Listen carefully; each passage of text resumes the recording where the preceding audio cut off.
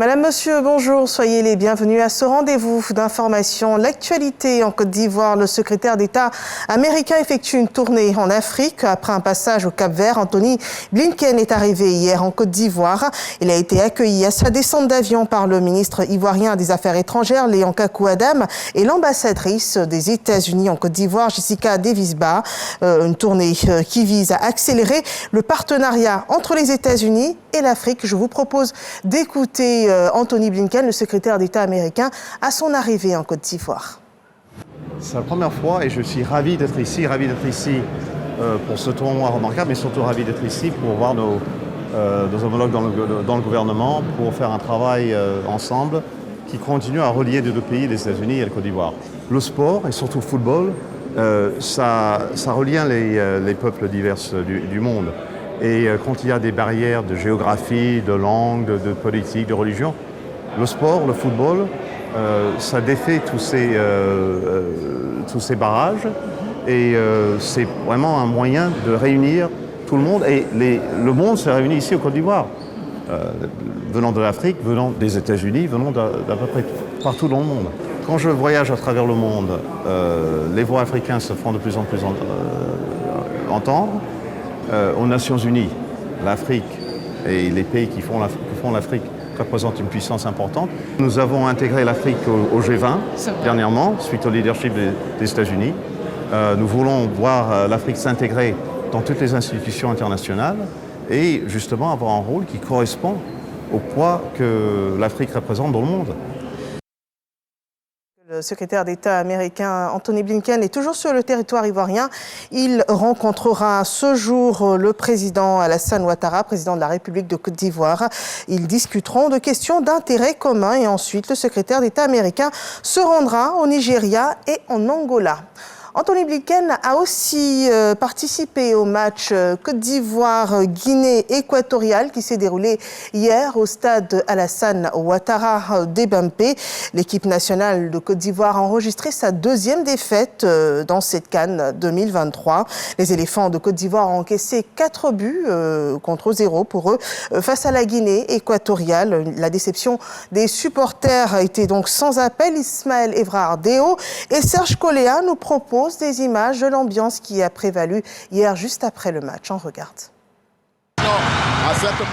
1, 2, 3 et 4 buts. Cet après-midi au stade olympique Alassane Ouattara d'Ebampé, les éléphants footballeurs sont passés à côté de leur match, pourtant décisif en vue des huitièmes de finale. Un peu plus tôt dans la journée, les supporters ivoiriens se sont réunis comme à chaque sortie des joueurs ivoiriens, bien que menés à la pause par le langue nationale de la Guinée équatoriale, le patriotisme des supporters ivoiriens demeure. L'optimisme est de mise. Aujourd'hui, la victoire est impérative.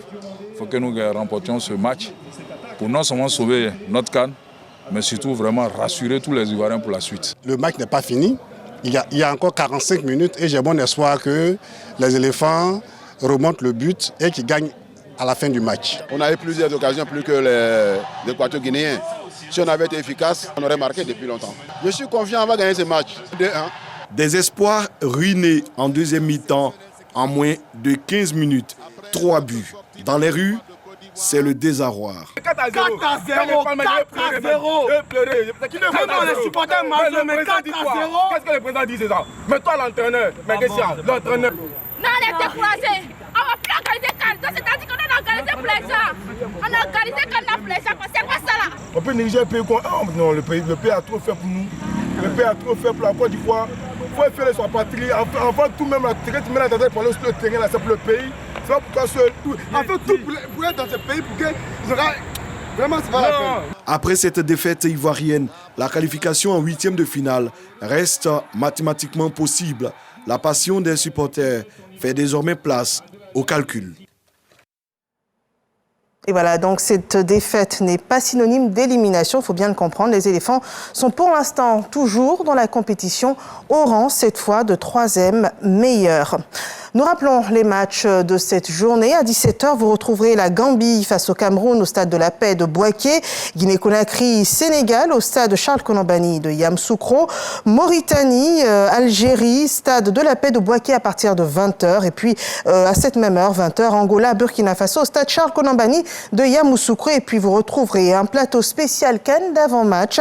Dans votre journal de 13h, nous serons avec Junior Rangou, journaliste sportif franco-camerounais avec qui nous échangerons sur les enjeux du match Cameroun-Guinée. Donc à tout à l'heure pour ces échanges. Poursuivons avec l'actualité en Côte d'Ivoire. Après plusieurs mois de travaux, le poste péage d'Atingué vient de doubler sa capacité d'accueil de 8 à 16 couloirs de passage. Depuis sa mise en service, l'ouvrage soulage les usagers qui mettent désormais moins de temps avant de poursuivre leur chemin. L'actualité hors de nos frontières. Au Libéria, le chef de l'État nouvellement élu, Joseph Boakai, 79 ans, a prêté serment hier, lundi 22 janvier 2024, lors d'une cérémonie officielle. Vétéran de la politique libérienne, vice-président de 2006 à 2018, sous la présidence d'Ellen Johnson Sirleaf et serviteur de l'État depuis plus de 40 ans, il a remporté au second tour la présidentielle en novembre dernier avec 50,64% des voix contre 49,36% pour son adversaire George Weah, le président sortant, dont l'élégance dans l'acceptation de cette défaite, donc de sa défaite, a été saluée sur tout le continent africain.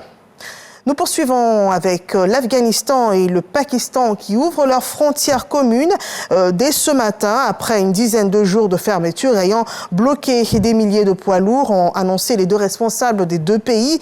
La réouverture donc de cette frontière explique qu'elle avait été permise par des négociations entre Islamabad et Kaboul. Il a été convenu entre les deux États durant des discussions que jusqu'au 31 mars, les chauffeurs pakistanais et afghans pourraient traverser la frontière sans visa ni passeport. Et toutefois, à partir du 1er avril prochain, le visa et le passeport seront tous les deux obligatoires à ces postes frontières.